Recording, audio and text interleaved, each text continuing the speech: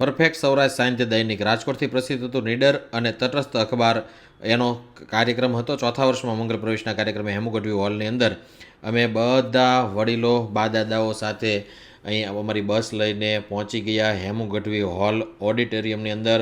એક પછી એક દાદા અને બા બધા બસમાંથી ઉતરી ગયા. ચાલો દાદા ચાલો આવી જાઓ, આજે પરફેક્ટ સૌરાષ્ટ્ર સાહિત્ય દૈનિકનો સુંદર કાર્યક્રમ છે. આવી ગયા બધા હોલની અંદર.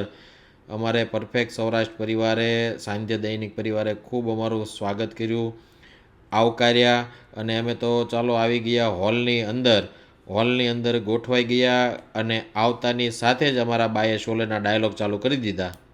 तेरा क्या होगा कालिया?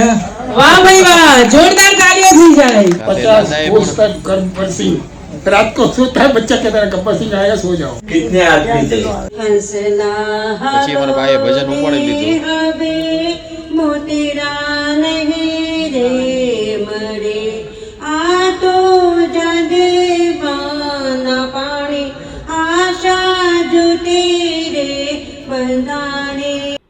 અને પછી સ્કૂલના શાળાના નાના નાના બાળકોએ સ્કેટિંગ ઉપર ખૂબ સરસ ગણપતિ વંદના કરી અને ખૂબ સરસ હિન્દુ સંસ્કૃતિનું નૃત્ય કરી અને આ નૃત્યની સાથે કળા કારીગરી પણ એમની બતાવી કે સ્કેટિંગ ઉપર પણ સુંદર નૃત્ય કરી શકાય.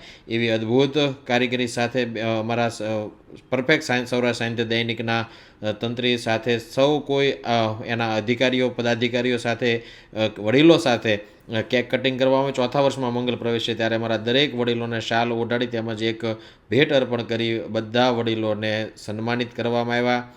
પરફેક્ટ સૌરાષ્ટ્ર સાહિત્ય દૈનિકના તમામ સભ્યોએ અમારા દરેક વડીલોને શાલ અને ભેટ અર્પણ કરી એમને સન્માન કરવામાં આવ્યું. અમારા એક એક બાનું સન્માન કરવામાં આવ્યું, એક એક દાદાઓનું સન્માન કરવામાં આવ્યું. આ સન્માન એ વૃદ્ધોનું નહીં પણ એક માવતરોનું સન્માન હતું. આ સન્માન એક સંસ્કૃતિનું સન્માન હતું. ત્યારે પરફેક્ટ સૌરાષ્ટ્ર સાહિત્ય દૈનિકના ચોથા વર્ષમાં મંગલ પ્રવેશ નિમિત્તે અમારા દરેક વડીલોએ ખૂબ આશીર્વાદ પણ આપ્યા. સાથે લાયન્સ ક્લબના ગવર્નર પણ હાજર રહ્યા હતા. આવો પૂછી લઈએ બા દાદાને. એલા મજા આવી? ભાઈ વાહ મોજ વાહ.